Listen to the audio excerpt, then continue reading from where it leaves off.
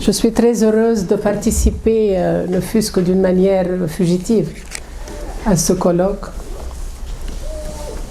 Nous sommes une petite communauté qui est installée dans un monastère prestigieux du 5e siècle en Syrie, 90 km au nord de Damas.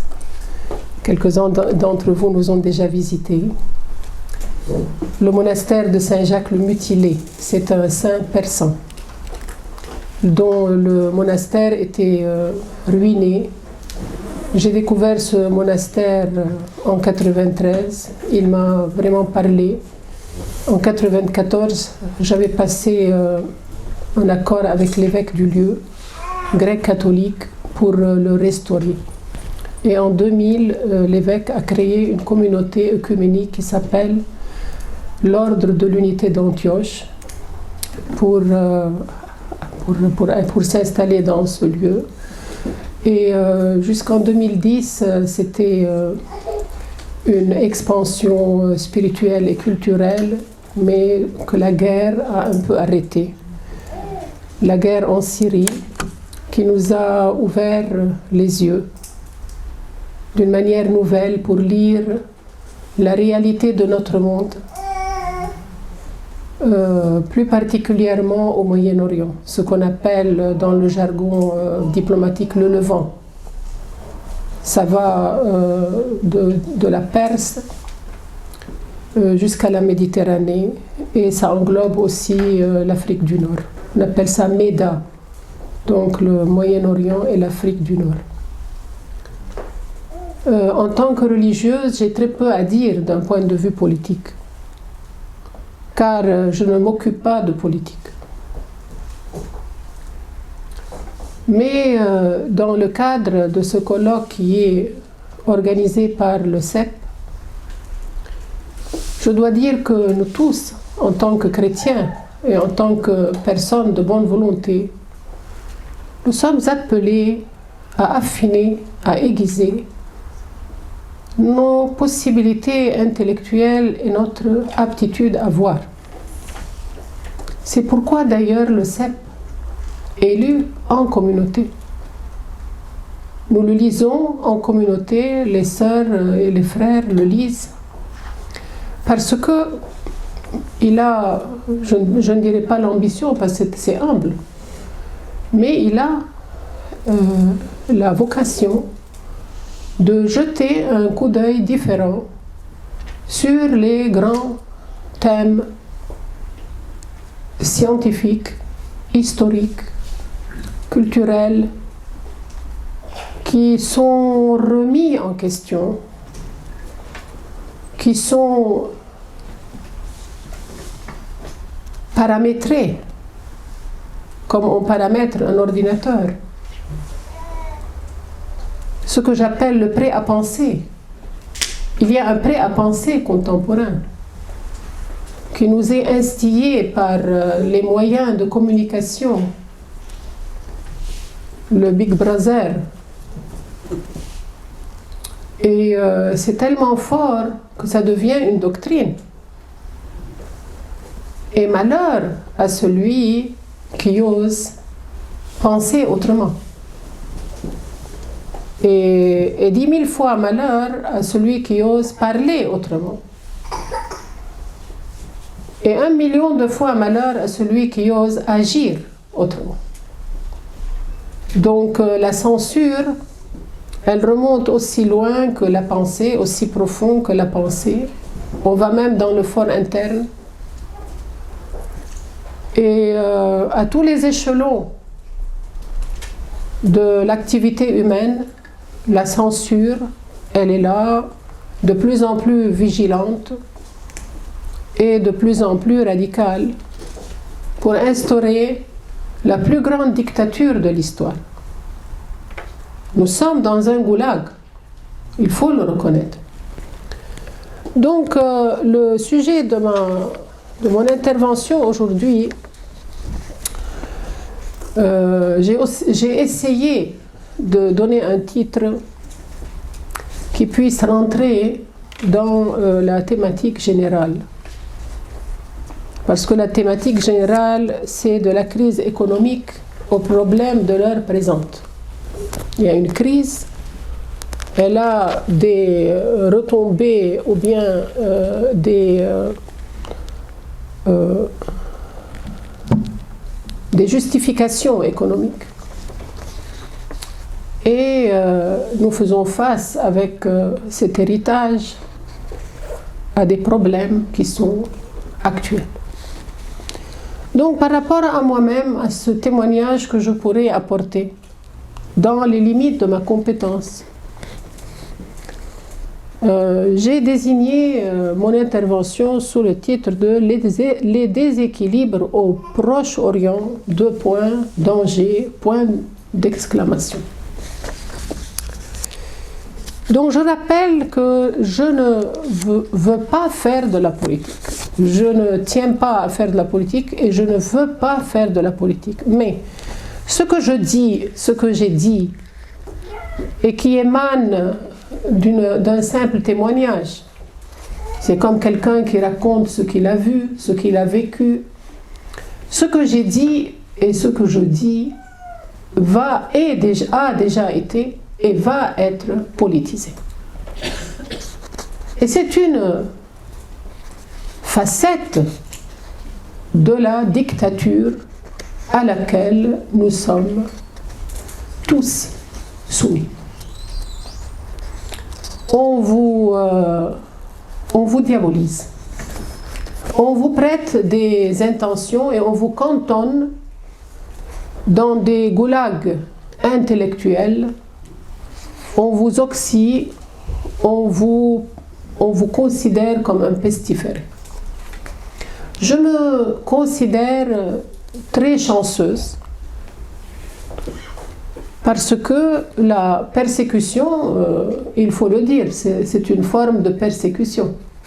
Quand on ne vous permet pas de dire ce que vous pensez et qu'on vous punit parce que vous dites ce que vous pensez, ça s'appelle de la persécution. Ça veut dire qu'il n'y a plus de liberté d'opinion. Et la monnaie qu'on vous renvoie à la figure, c'est une ostracisation et c'est une sorte de punition. Ça s'appelle une persécution.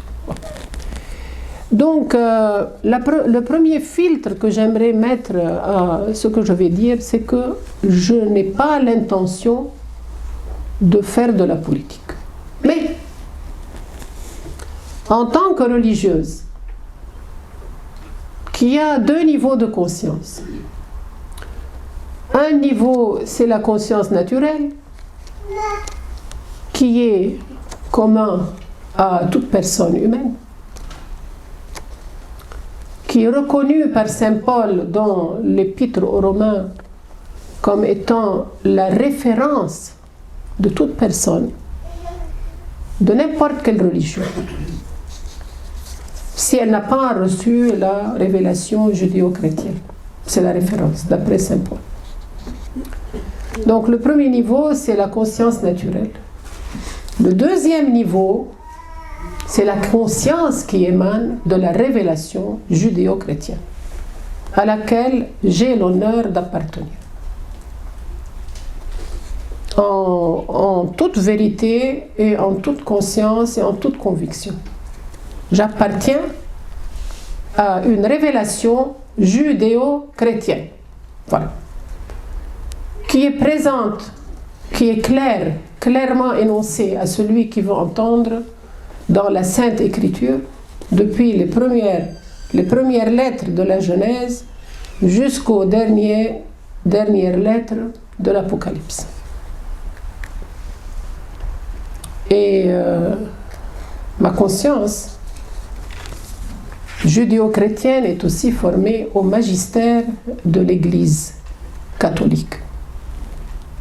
Tant que ce magistère ne se compromet pas. Je comprends et je ne rentre pas dans une sorte de jugement,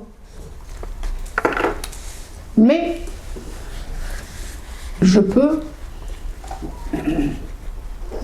discerner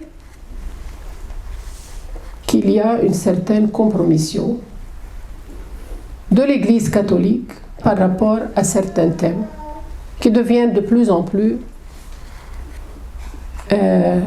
assénés, c'est asséné comme une matraque par la nomenclature mondiale, parce qu'il y a quand même une puissance d'interférence mondiale, c'est-à-dire qui jouit d'une majorité, je ne vais pas dire pseudo-majorité, parce que c'est une majorité au niveau des Nations Unies, une majorité au niveau des médias, une majorité au niveau des moyens financiers, que ce soit des banques, que ce soit des compagnies, que ce soit, ça forme quand même un amalgame de puissance extraordinaire. Bref, donc oui, moi je peux être compromise aussi.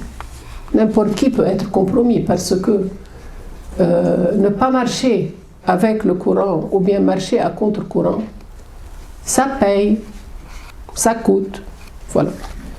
Donc, trêve d'introduction, je rentre dans le vif de mon sujet. Il y a des déséquilibres au Proche-Orient qui sont comme un miroir des déséquilibres du monde entier. Quels sont ces déséquilibres? D'après ma lecture, nous avons dépassé l'ère des États. Il n'y a plus, la notion de nation n'existe plus, ou bien est en passe de devenir périmée. Si on dit qu'on aime la patrie, on nous accuse d'être nationaliste. Et du fait d'être nationaliste, on est tout de suite étiqueté qu'on est des nazis. Voilà, c'est l'extrême droite. La notion de nation dérange, parce qu'elle a des particularités, parce qu'elle a des amarres du passé culturel, parce qu'elle a des particularités qui peuvent diverger avec la doxa ambiante. Donc on cherche à gommer les particularités. Il y a quand même une certaine contradiction. D'un côté, on adore, une sorte d'adoration, on adore le pluriculturalisme, ce qu'on appelle le métissage. Donc faire un mix-up, faire une salade russe de race, vous voyez, on est content. Hier, on m'a parlé que la porte-parole de la présidence de la République, je pense, était quelqu'un qui n'était pas français, qui venait à peine de débarquer en France. Je crois qu'elle est du Sénégal.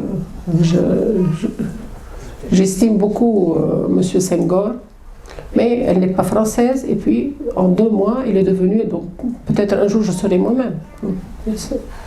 Il n'y a plus de notion d'appartenance.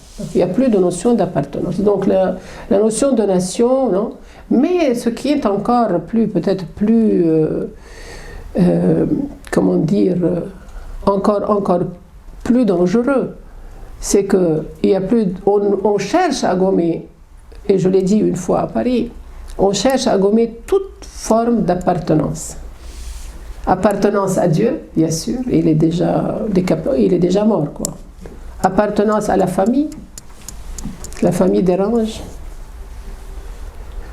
Et avec la culture de la mort et la culture du genre, appartenance à soi. On est en train de gommer cela. Vous voyez? Tout est une sorte de dynamique évolutive qui obéit à l'ordre du jour. Et l'ordre du jour est imposé médiatiquement. Voilà. Donc, le Proche-Orient, il entre dans, en quelque sorte, il reçoit les effluves de cette idéologie ambiante. L'idéologie ambiante, c'est la loi du plus fort, ne l'oublions pas. On est très loin des débats idéologiques du 19e siècle, on est très loin de l'encyclopédisme et du siècle des Lumières, du 17-18e siècle, où vraiment chaque génie pouvait réfléchir à sa guise. Et il y avait toute cette effervescence de civilisation, comme dans la Renaissance, et puis en remontant la liberté au Moyen-Âge, et en remontant encore plus loin dans le royaume ou bien l'empire gréco-romain, toute cette effervescence de génie personnel. Vous voyez, bien sûr, on a abouti à des idéologies collectives comme le marxisme et même comme le démocratisme, c'est-à-dire en France et dans le Nouveau Monde, c'est le démocratisme. Bref, aujourd'hui, il est interdit d'être soi-même. Il est interdit de penser à part soi. Et au Moyen-Orient, nous payons les frais. Voilà. Alors, qu'est-ce qui se passe? Le Moyen-Orient, depuis la chute de l'Empire ottoman, est en train d'être dépecé systématiquement. Et le point focal, c'est la création de l'État d'Israël. C'est un point focal. Personnellement, je suis de père palestinien et je n'ai ni l'ombre d'une phobie sémitique. Je suis sémitique. Et de plus, je suis en contact permanent avec mes frères juifs. Donc ce que je dis n'est ni de près ni de loin taxé de antisémitisme. Mais la réalité à laquelle nous faisons face est une réalité destructrice. Pourquoi? Parce qu'à force d'être sélective, elle en vient à vouloir détruire tout ce qui n'est pas elle. En 2013, j'ai été interviewée par Haaretz, donc un des quotidiens israéliens, Haaretz, en première page. Et j'ai dit que Israël est la lumière des nations. Bien sûr, tous les gens de la cause pro-palestinienne sont écriés, mais qu'est-ce que vous faites, qu'est-ce que vous dites? Moi, je crois à la Bible et je crois que la vocation, la véritable vocation du peuple juif, c'est d'être la lumière des nations. C'est dit dans la Bible, je le crois. Et je suis en contact avec mes frères juifs, mes frères et mes sœurs juifs. Donc ça n'a rien à voir avec ce que la cordialité des relations n'a rien à voir. C'est un problème politique qui vient comme une sanction s'imposer dans une ère de laquelle il était presque exclu depuis 2000 ans. Il le fait d'une manière réactionnaire. C'est par peur. Je viens dans un environnement hostile, je vais me défendre, et souvent la défense devient agressive. Depuis ce jour-là, depuis 1948, en 1948, mon père a été donc exilé avec toute sa famille au Liban. Et il y est, enfin, il est passé maintenant de l'autre monde, mais nous, on est toujours là. Et avec près d'1 million de Palestiniens qui ont pris la fuite parce que c'est à l'histoire de juger pourquoi ils ont pris la fuite. Ils n'ont pas pris la fuite pour faire du tourisme, et ils ont été obligés de prendre la fuite. Et ils sont répartis à droite et à gauche. Le Liban a reçu 1 demi-million de Palestiniens. Le Liban comptait à ce moment-là 3 millions de Libanais. C'est comme si en France, vous auriez reçu du jour au lendemain 20 millions de réfugiés. Imaginez-vous, essayez de réfléchir avec moi. Puis, en 73-75, les Palestiniens ont décidé qu'ils n'avaient plus besoin d'Israël, qu'ils voulaient s'installer au Liban. Et il y a eu la guerre, la terrible guerre au Liban, qui a vraiment mis le feu et le sang dans ce petit pays, et où on paie jusqu'à présent les conséquences.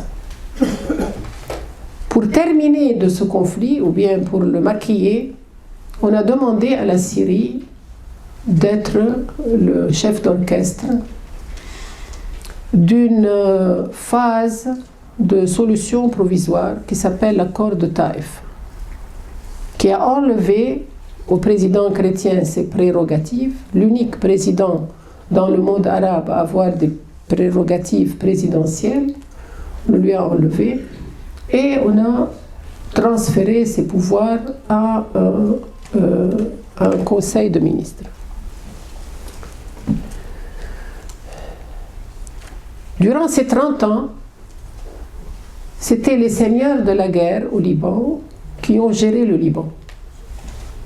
Aujourd'hui, nous payons les pots cassés. Donc, c'est le premier déséquilibre. C'est que celui qui intervient au Liban intervient pour des intérêts particuliers, pas pour l'intérêt des peuples de la région. Et ces intérêts sont présentés comme étant des intérêts, comme étant une velléité de venir en aide aux populations locales. On vient vous aider pour résoudre vos problèmes, parce que vous êtes en train de vous entretuer, alors que soigneusement, on avait préparé, n'est-ce pas, tout le terrain parce qu'on s'est vu attaqué par des Somaliens. Il y avait des Somaliens, il y avait des Japonais, il n'y avait pas encore à ce moment-là l'étiquette de terroriste. C'était des anarchistes. Ils venaient de partout dans le monde en 1975. Les villages chrétiens ont été pris d'assaut par les anarchistes internationaux. Le Baden-Baden et je ne sais plus comment ils s'appellent, une armée japonaise et les Somaliens, etc. Bon. Maintenant, moi je comprends. Avant je ne comprenais pas, maintenant je comprends. Qu'est-ce qui s'est passé au Liban? En 1974, la Turquie envahit Chypre et la divise en deux. Une partie de Chypre, Chypre Nord, est sous une coupe islamique, et l'autre demeure sous une coupe européenne chrétienne. 1974. Et puis il y a eu la révolution des ayatollahs en Iran. Khomeini est sorti libre et bien portant de France, de Neuf-le-Château. Pourtant, le Shah, je ne connais pas le Shah, mais je sais que le Shah était plutôt européen. Il voulait européaniser son pays. Il a été détrôné au profit d'une révolution radicale. Et d'ailleurs, le nom que j'ai décrié à Téhéran même, quand j'ai été invité à Téhéran, j'ai dit pourquoi vous vous appelez islamique? Vous avez des composantes qui ne sont pas forcément islamiques chez vous. Vous avez des chrétiens, vous avez des yazidis, vous avez des sabéens, vous avez des arméniens. Pourquoi vous voulez vous nommer simplement islamique? D'accord? Mais il fallait, la politique internationale voulait qu'en Iran, il y ait cette prédominance à caractère islamique chiite. Est-ce que vous avez lu Le clash des civilisations de Samuel Huntington? Il faudrait que vous le lisiez. Parce que c'est la mise en application au Moyen-Orient de cette théorie qui parle des guerres de civilisation. Il n'y a plus de guerres de religion, mais ce sont des guerres de civilisation qui utilisent tout feu, tout bois. Ils utilisent la religion. Avant, on utilisait l'idéologie, puis c'est la religion. Clash de civilisation, c'est-à-dire désunis, divisent pour régner. Devant l'émergence de l'Iran islamique, chiite, on a bien sûr appuyé l'émergence d'une puissance sunnite radicale qui a commencé à apparaître elle était apparue auparavant en Afghanistan, n'oubliez pas les talibans. Et Hillary Clinton qui dit c'est nous qui avons créé les talibans. Et il y a eu aussi tous les attentats qui venaient de la part des Palestiniens, des conflits. Mais ce qu'il faudrait relever ici, c'est le printemps arabe. Donc, à part les petites introductions que je viens de nommer, c'est le printemps arabe qui est le momentum du grand déséquilibre au Moyen-Orient. Et Madame Gondoliza Rice l'a bien dit. Elle était en visite au Liban et elle nous a avertis. On aurait dit qu'elle nous annonçait une bonne nouvelle. Qu'on était en train de construire le nouveau Moyen-Orient et que ça allait sortir des cendres d'un chaos créateur. Le chaos créateur. Et voilà, c'est le printemps. Le printemps, on a appelé ça le printemps. Mais beaucoup l'ont appelé l'automne, et d'autres l'ont appelé l'hiver, et d'autres l'ont appelé l'enfer. C'était un enfer. Ce qui s'est passé dans les pays arabes était, d'un point de vue déclaré, la quête des populations pour des régimes plus démocratiques. La plupart des activistes avaient été formés par l'ANED aux États-Unis, à base de bourses et à base de voyages payés et à base d'entraîneurs. Voilà. Je ne vais pas regarder dans tous les pays, mais prenons un exemple, c'est celui qui m'a ouvert les yeux. Sœur Carmel, elle est là, elle peut vraiment témoigner comment tous les jours, c'était pas mon habitude, j'étais rivée à la télévision pour voir ce qui se passait en Libye. Ce qui s'est passé en Libye m'a ouvert les yeux. Je ne connaissais pas M. Kadhafi. J'avais de M. Kadhafi une idée que c'était une personne originale, presque un fou, qu'on m'excuse. Et voilà, c'est tout.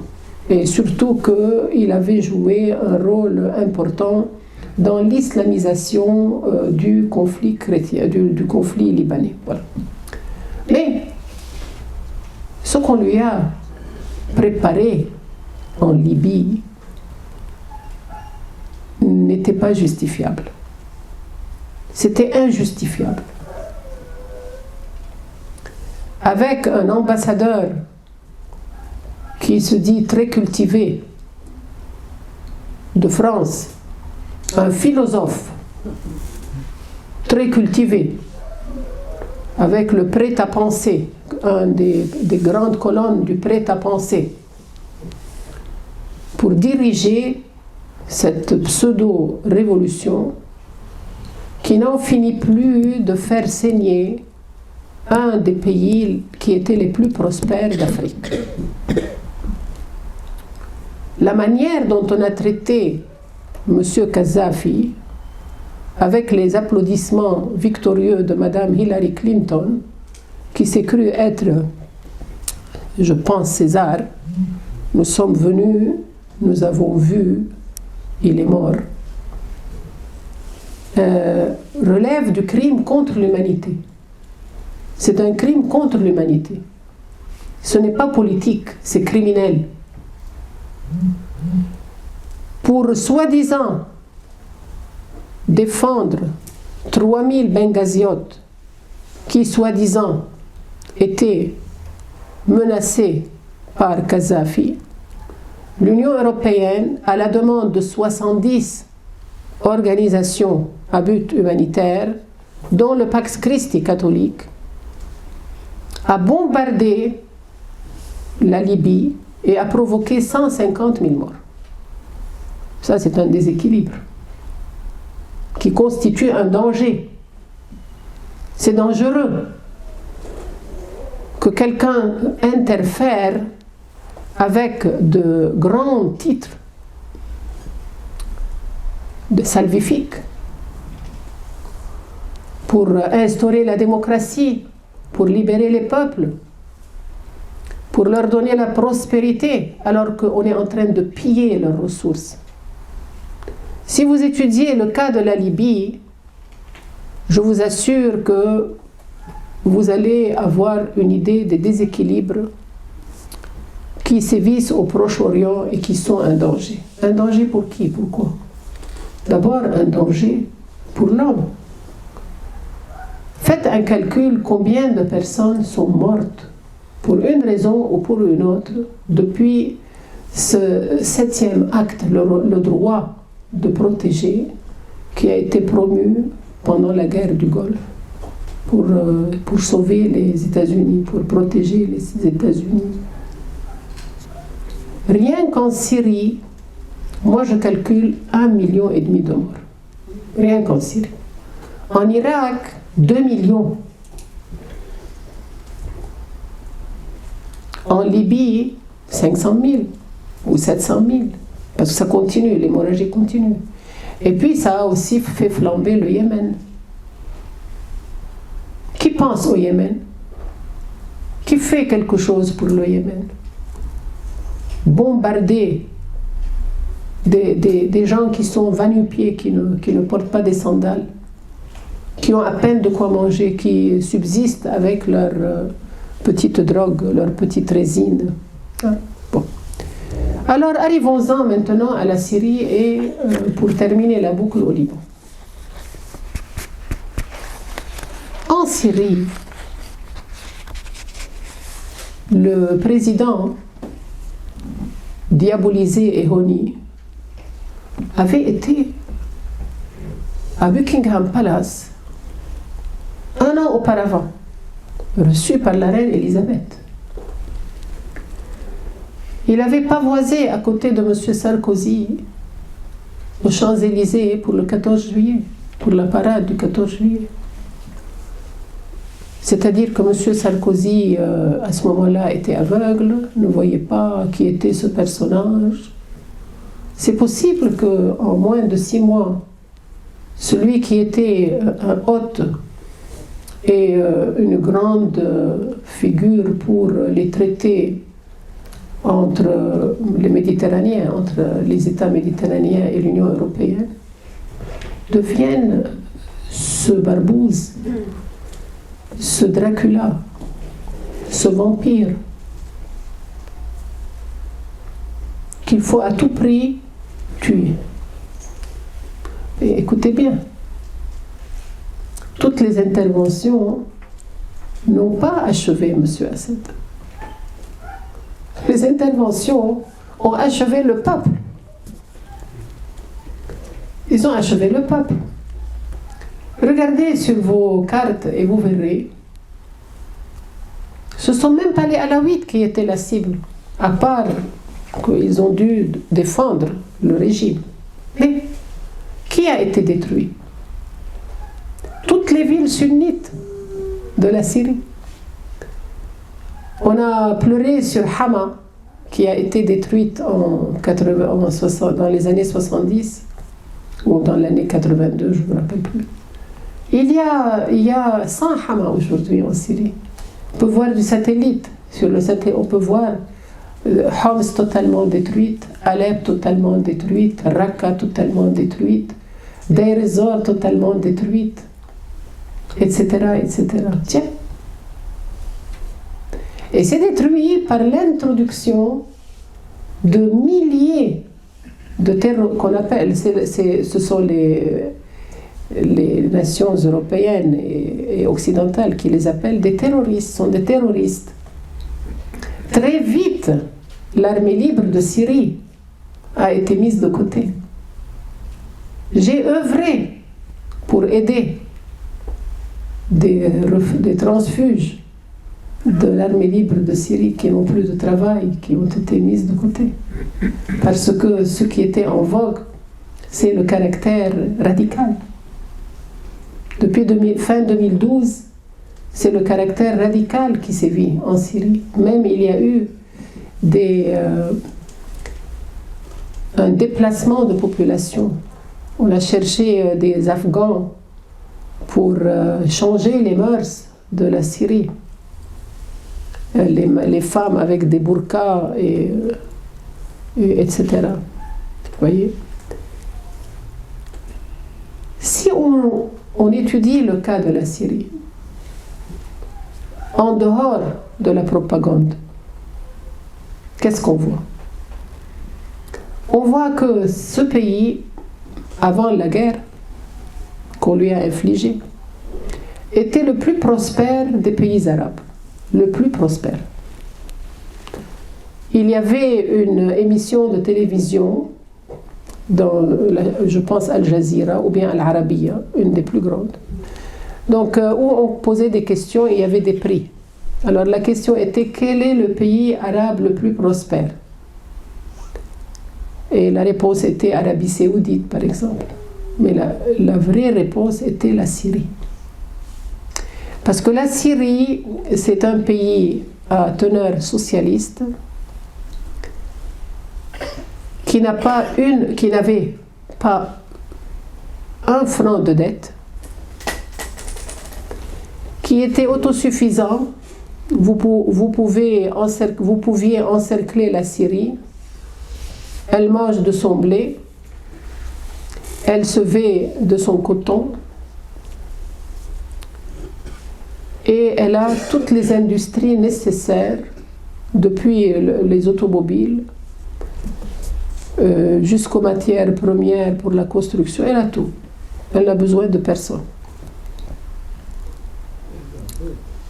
On a détruit systématiquement toutes les ressources de la Syrie. Les rebelles, ce qu'on dit, les rebelles qui sont déifiés, qui sont divinisés, qui sont les nouveaux saints de notre temps, les rebelles. Quand ils entraient dans un village, ils détruisaient. Ils détruisaient l'école. C'est ce que nous avons vécu. Ils détruisent l'école, ils détruisent les usines, ils volent même les câbles d'électricité et de téléphone. Ils mettent dehors la police parce qu'on n'en a pas besoin, et puis c'est la loi de la jungle qui sévit, ou bien c'est la loi islamique, la charia, qui sévit. J'ai lancé un appel en 2013-2014. J'ai dit: écoutez, très bien, la Syrie, elle est aux mains, 70%, 75% de la Syrie est aux mains des rebelles. Montrez-moi un endroit, 1 km², où les droits de l'homme sont appliqués, où il y a une nouvelle administration, vraiment qui fait la part des choses. Et je serai tout à fait, n'est-ce pas, un grand supporter. Faites votre étude et donnez-moi des réponses. Faites votre étude. Qu'est-ce qui s'est passé durant toutes les années où la Syrie était aux mains des rebelles qui étaient financés et qui étaient loués, encensés par les gouvernements occidentaux. Chaque fois, on amenait quelqu'un aux Nations Unies parce qu'il devenait très important, il donnait son avis. On a donné des Oscars, à des films, à des documentaires, etc.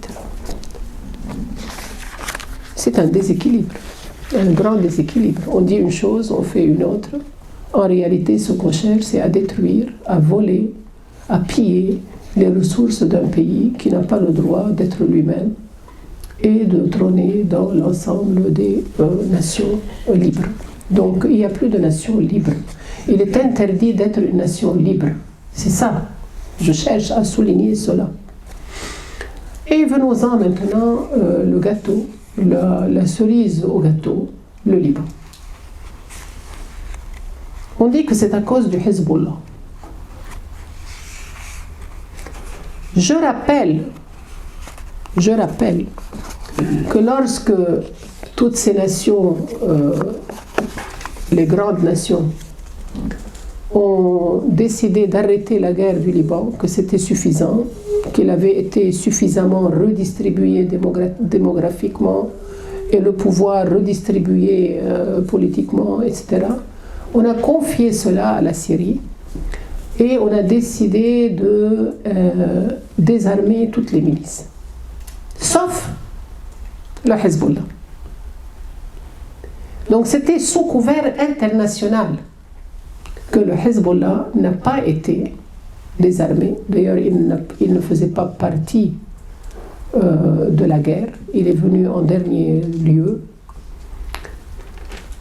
Et il n'a pas été désarmé. Donc ce n'est pas le gouvernement libanais qui n'a pas voulu désarmer, c'est la solution internationale confiée pour son exécution à la Syrie qui a fait que le Hezbollah reste avec ses armes.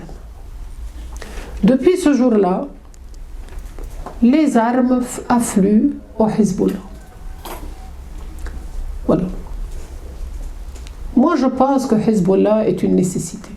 C'est une nécessité, il faut un monstre à côté d'Israël pour qu'Israël soit libre d'agir.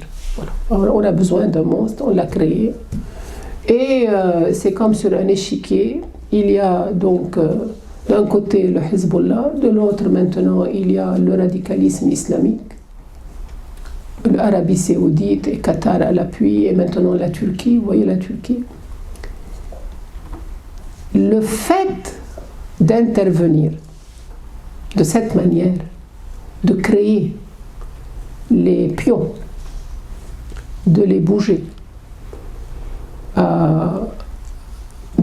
d'une manière artificielle, voulue, voyez, de les programmer, c'est un grand déséquilibre et c'est un très grand danger. Voyez. Donc le Liban actuellement, c'est la cerise sur le gâteau. Il clôt une ère de déstabilisation et c'est apparu le 17 octobre par ce qu'on appelle la révolution. Les mêmes personnages qui ont été donc soigneusement formés par l'ANED.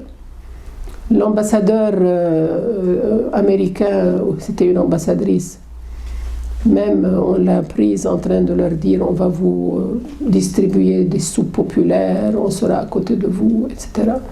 Et vous pouvez voir aussi au milieu du square des martyrs le point dressé de l'organisation de George Soros, la même qui a fait le coup d'État au square Maïdan en Ukraine et en Géorgie et un peu partout, l'Open Society de George Soros. Donc c'est une intervention qui met le déséquilibre. Alors, il y a eu donc une conjonction d'événements. La révolution, cette révolution, elle a paralysé le Liban, déjà extrêmement faible à cause des 30 ans de mauvaise gouvernance de l'équipe qui a été imposée par la solution internationale qui a clos le conflit libanais. Après cela, il y a eu, d'une manière, je dirais, spontanée, la faillite des banques libanaises. Les banques libanaises qui étaient solides et prospères, de sorte que le Liban était appelé la Suisse du Moyen-Orient. Du jour au lendemain, il n'y avait plus de liquidité. Et puis la dégringolade de la livre libanaise, pour terminer avec l'épidémie du Covid-19. Et déjà, le Liban étant exsangue, nous sommes un jour, je ne dis pas réveillé parce que c'était à 6 heures du soir, et voilà que cette terrible explosion a lieu, qui fait que Beyrouth, la capitale, est tombée. Elle est tombée. Ce que la guerre n'a pas fait,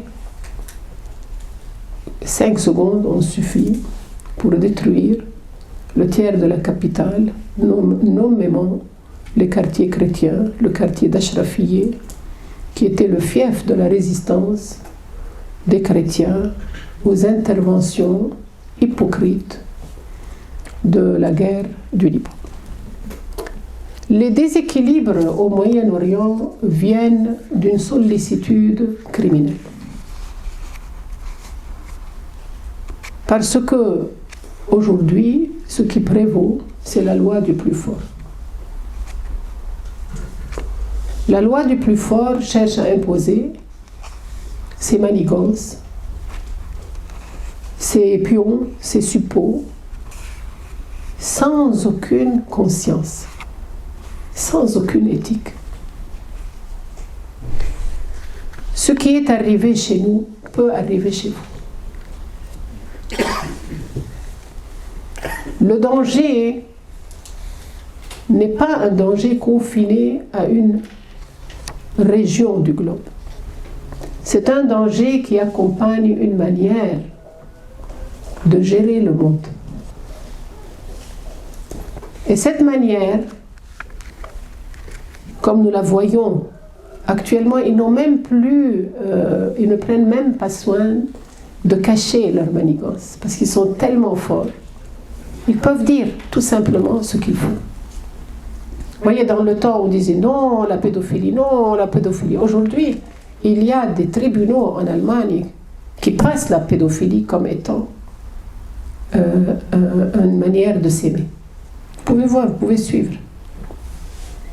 Il y a des films sur Netflix qui présentent des émissions, des films, comment on appelle ça, téléfilms, quoi, qui présentent des enfants pour la pédophilie. Des enfants de 10, ce sont sont des séries, voilà, ce sont des séries sur Netflix. Personne ne leur dit arrêtez. On est en train de travailler à changer les idées par rapport à la pédophilie. L'inceste est en train d'être accrédité. Donc ils ne se cachent pas, ils n'ont plus besoin de se cacher. Vous voyez, je ne vais pas parler du genre. On cherche à changer le paradigme et on l'a obtenu. En très peu de temps, en moins de 10 ans, on a changé les paradigmes. Moi, je me rappelle avoir prié pour la grande conférence du Caire. Elle avait lieu dans les années 70, où l'Église catholique s'est alliée à l'islam pour défendre l'idée de la famille. Que la famille, la cellule de la société, c'est une famille qui est composée d'un père, d'une mère et des enfants. Ça en 70. Aujourd'hui, allez essayer de dire que la cellule de la société est papa, maman et enfant. On va vous taxer d'hérétiques, de personnes désagréables, nauséabondes, remplies de haine. Les nouveaux martyrs sont les personnes transgenres, sont les nouveaux martyrs, les nouveaux saints, que tout le monde devrait aider et tout le monde devrait... Je ne suis pas pour n'importe... Je suis contre toute discrimination.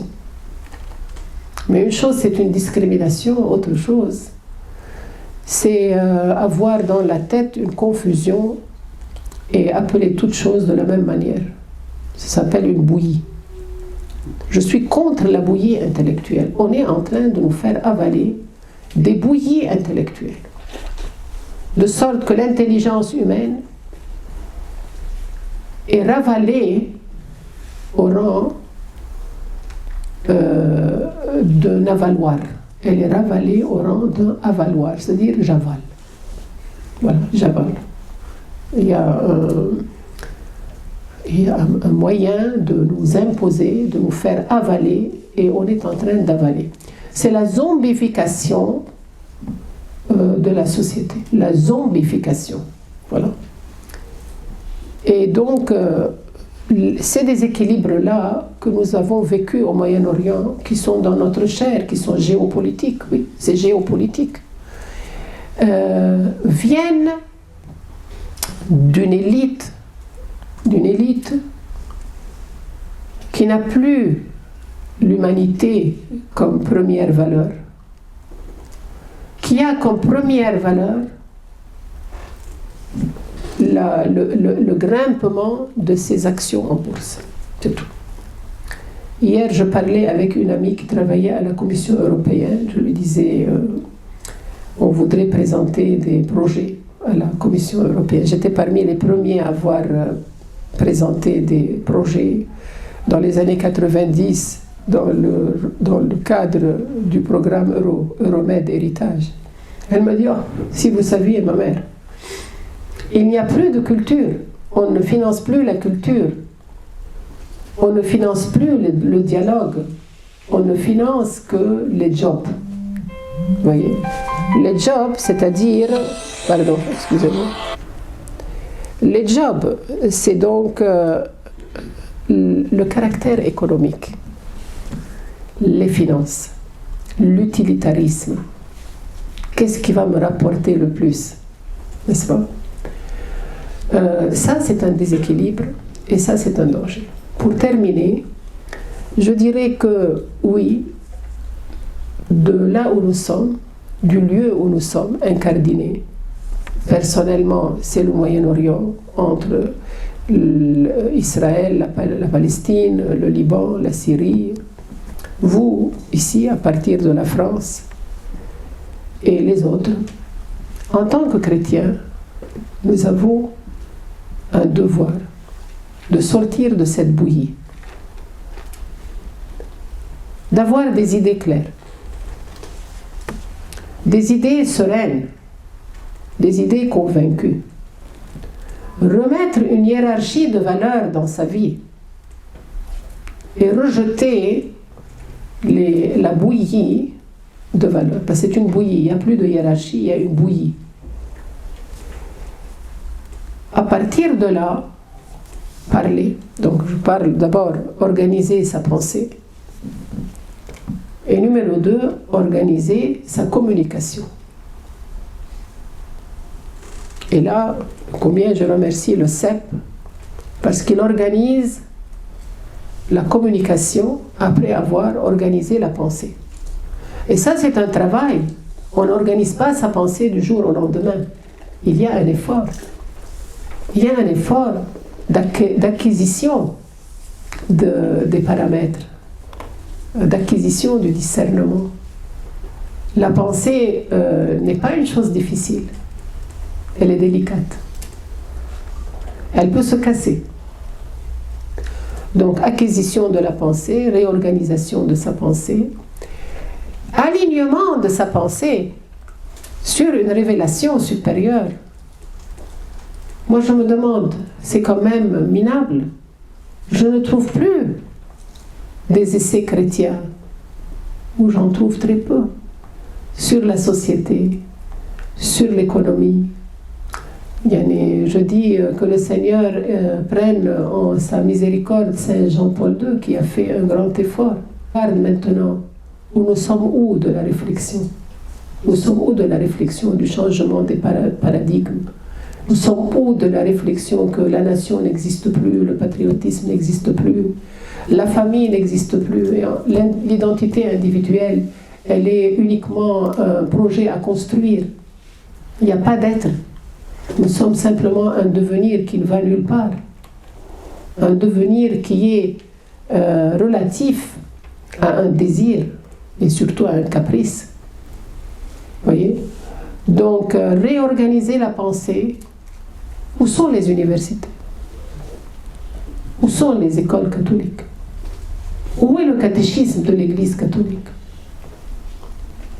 S'il est donné parfois par des personnes qui ne sont pas croyantes, c'est quoi? C'est des principes philanthropiques. Saint Paul, il dit, je peux donner ma vie, tout ce que j'ai pour les pauvres. Je ne suis qu'un truc qui sonne. Où est la charité? Où est le Christ? Où est l'Esprit Saint? Où est la croix du Christ? Etc. Où? Dans les homélies du dimanche. Pourquoi il y a une si grave ignorance parmi les chrétiens? Pourquoi? Les moyens de communication sont plus forts que jamais, on peut faire des cours à distance. Pourquoi? N'est-ce pas? Donc, ces déséquilibres viennent d'une racine qu'on a perdue. On est déraciné. Et le déracinement, hélas, il faut le reconnaître, provient d'un manque de foi. Lorsque le Christ reviendra sur terre, trouvera-t-il la foi? C'est la question que je me pose. Merci.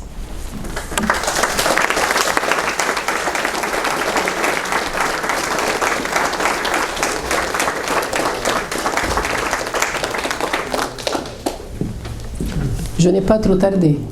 Non, vous Ça êtes va parfaitement Merci. dans les temps. Merci.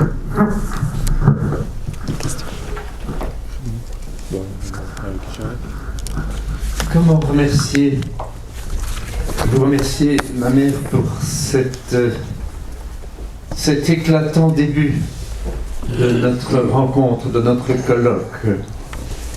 Vous avez adressé ensuite à la fin un appel vraiment très important. Nous avons le sentiment d'un coup de tonnerre qui éclate au-dessus de nous. Nous connaissions bien sûr beaucoup de choses que vous avez soulevées, mais le dire de cette façon, l'avoir vécu et nous l'apporter, c'est vraiment une grande chose. J'ai oublié de dire en commençant que Mère Agnès Mariam de la Croix est venue pour soutenir son doctorat en France. Et remarquez quelle connaissance large, quelle analyse vraiment, comment dire, qui nous submerge par des faits, par de la précision, par son côté appel, oui. C'est un appel que vous nous adressez en même temps pour essayer individuellement d'échapper à cet asservissement total. Vous avez parlé de goulag intellectuel et autre chose. Oui, nous remercions pour les formules que vous avez dites, que vous avez assénées. Et au passage, vous avez nommé le sinistre Georges Soros. Savez-vous que je ne sais plus quelle institution vient de lancer une campagne de prière à tous les gens qui veulent bien chaque jour dire une dizaine du chapelet pour la conversion de Soros. Ouais. c'est une des figures, peut-être que dans les histoires futures, on trouvera une mention d'un événement considérable si jamais cet être se convertissait, tournait kazakh, hein, ce serait quelque chose.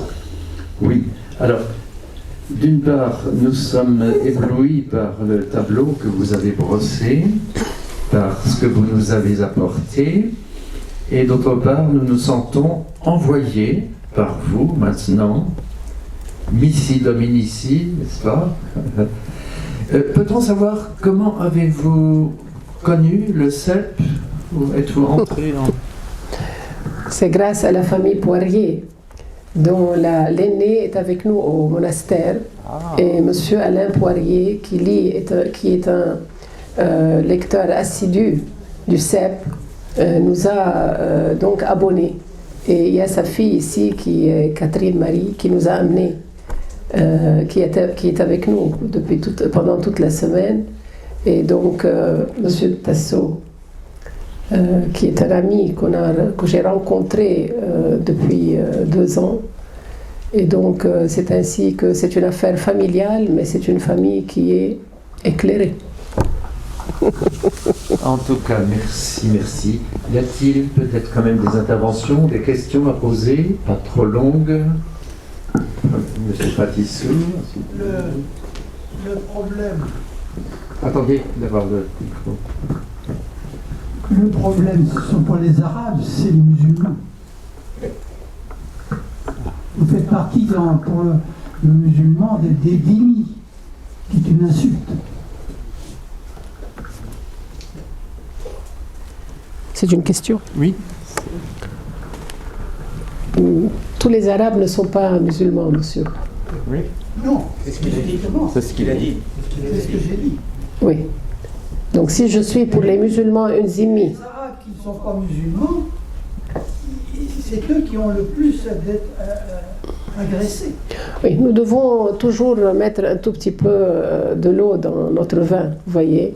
L'islam n'a pas lancé des persécutions comme par exemple les communistes par rapport aux chrétiens, vous voyez, ou bien comme le nazisme par rapport à d'autres genres comme les Polonais, ou bien comme les Gitans, ou bien comme les Juifs.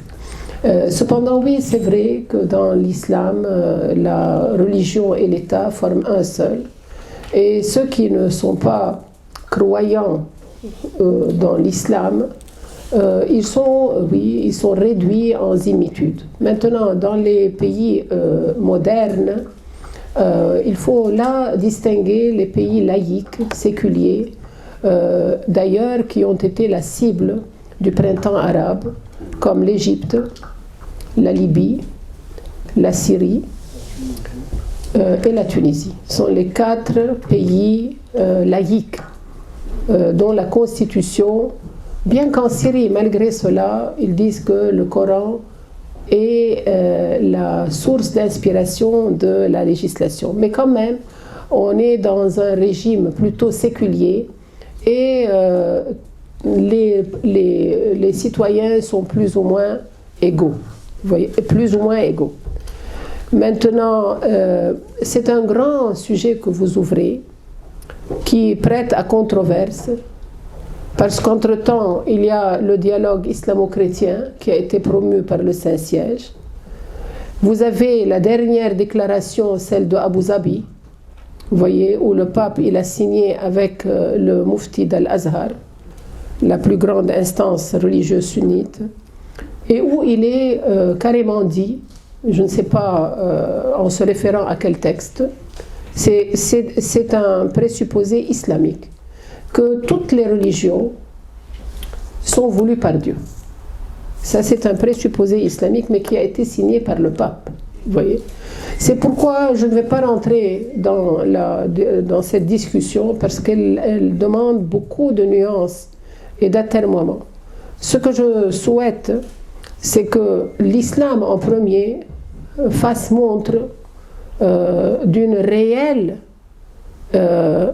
incardination dans le monde contemporain. Or, la réalité n'est pas comme telle, parce que le monde islamique s'exporte ou s'importe dans les pays européens et s'y installe avec toute sa charia, ce qui va créer des problèmes à court, moyen et long terme.